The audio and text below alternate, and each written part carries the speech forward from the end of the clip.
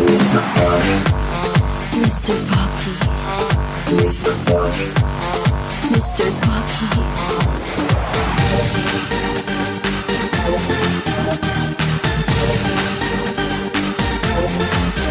Mr. Pocky, Mr. Pocky, Mr. Pocky, Mr. Pocky, Mr. Pocky, Mr. Pocky, Mr. Pocky,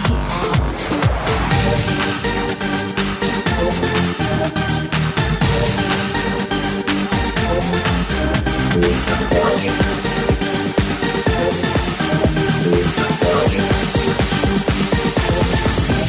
Mr. Pocky, Mr. Pocky, Mr. Pocky, Mr. Pocky, Mr. Pocky.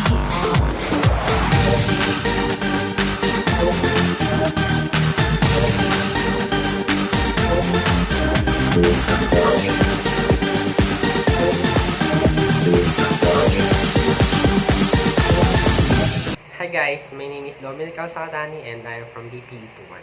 So for this video, we're going to discuss it to you.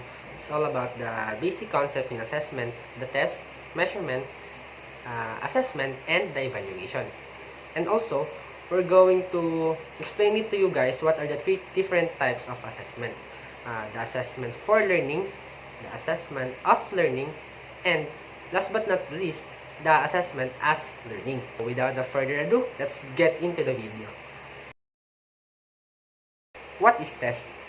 A test or examination in educational assessment intended to measure test takers' knowledge, skills, aptitude, physical fitness, or classification in many other topics. So, what is the main purpose of test? It enables institutions to make better decisions when judging, classifying, and selecting people. We should, however, note that some of standardized tests have been designed by the most knowledgeable test experts are by no means perfect. So these are the type of tests: diagnostic, formative, benchmark, and summative test. What is the relationship of testing to assessment? Test and assessment are used interchangeably, but they do mean something different. A test is a product that measures a particular behavior or set of objectives. Meanwhile, assessment is seen as a procedure instead of a product. Assessment is used during and after instructions has taken place. Let me introduce myself first. So, I'm Jerry Macalino. So, now we will tackle about the measurement, the test of measurement, and the relationship between measurement to a test. So, what is measurement? Measurement is the process of assigning numbers to individuals of their characteristic according to specific rule.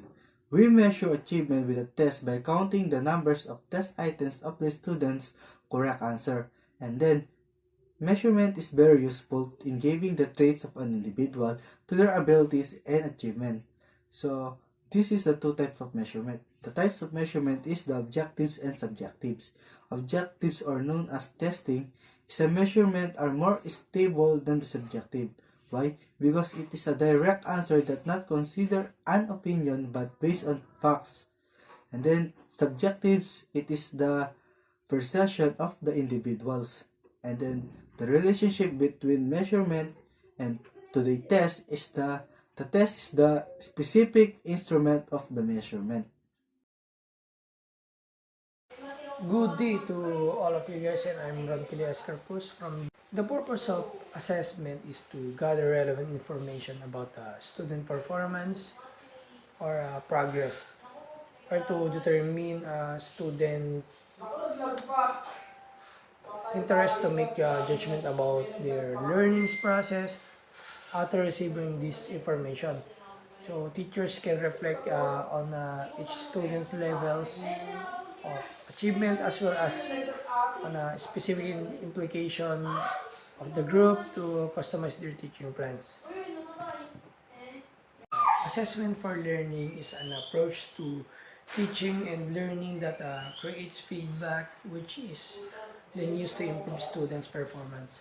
students become more involved in the learning process, and from this gain confidence in what they are expected to learn and to what standard.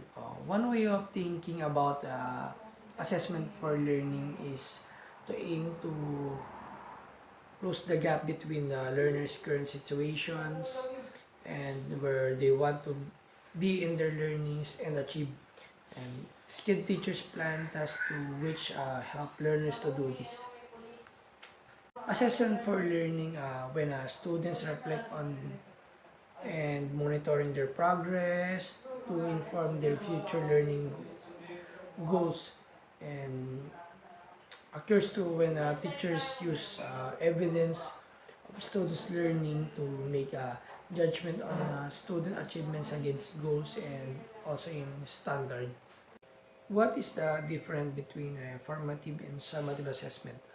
Formative assessment, the goal of monitoring student learning to provide ongoing feedback that can be used by the instructors to improve their teaching and by the student to improve their learnings, and helps the students identify their strengths and weaknesses at the target areas that they need to work, and also help the faculty to recognize where students are struggling and address their problem immediately. And formative assessment are generally low, which means that have low or no point value. Example of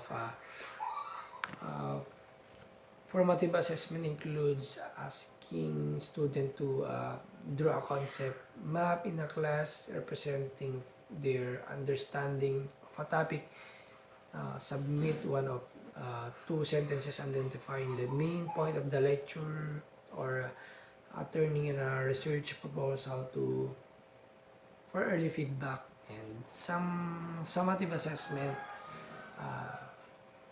the goal of summative assessment is to evaluate student learning at the end of the instructional unit by comparing it against some standard, or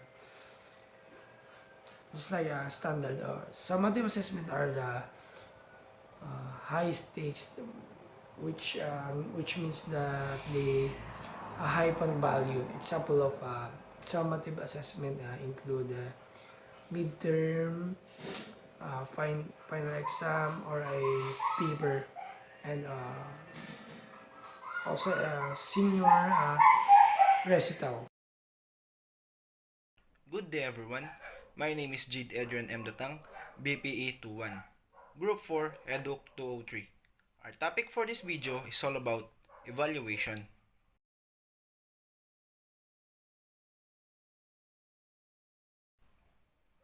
Evaluation is the process that critically examines a program.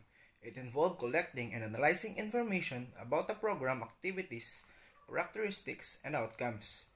Its purpose is to make judgment about a program, to improve its effectiveness, and to inform programming decision.